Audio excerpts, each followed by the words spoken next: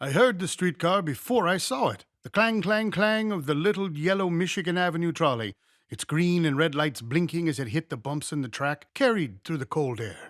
It came fast, looking as though it would never stop. My grandfather, a calm, placid man, did not even wave. His ruddy old face, turned toward the trolley, was contented. And why not? Sunday was an important day at the consul's house. First, there was a sumptuous meal prepared by my grandmother, Carmen.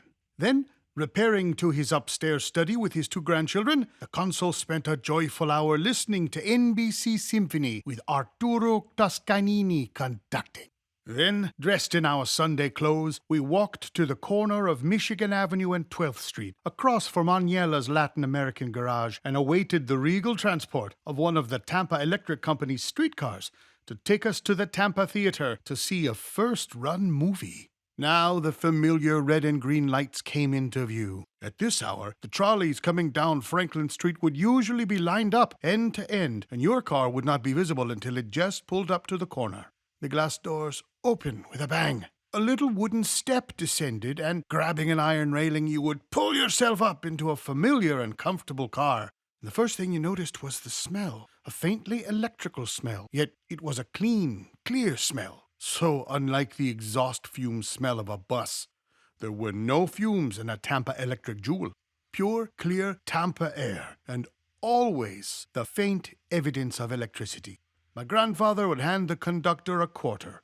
Clicking the change counter strapped to his waist, the conductor would count out 5 nickels. Handing them to my grandfather, he would beam a friendly smile and nod.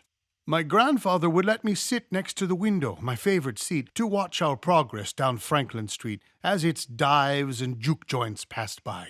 And then, as we passed through the residential section, we watched the houses drift by. Only a few recognizable to me in the dark, with small lights dimly shining from front windows and porches illuminated so that a late-arriving husband could find the front door. We passed Robert E. Lee Grammar School, where we went to school, and George Washington Junior High, where we were later to attend. Finally, my grandfather would reach up to pull the cord. The streetcar would squeal to a halt, the glass doors would clang open, and the wooden step would appear. We could step down. We were home. All too soon, I had to leave my wonderful trolley. I heard the yellow trolley, alive with its crackling electrical smells, creaking, groaning, and swaying as it went on to another destination. It's funny what sticks in my mind when I try to remember the Tampa streetcars of the 1930s and 1940s. I remember the seats made of wood and beautifully lacquered. They had wicker seats and wicker backs for comfort. There were brass handles on the end, so it was easy to turn them. When a car reached the end of the line, the seats were flipped over to face the opposite direction, so the passengers would be facing forward on the return trip. I recall the 4 parallel iron railings that ran the length of the outside of the car, covering the car windows.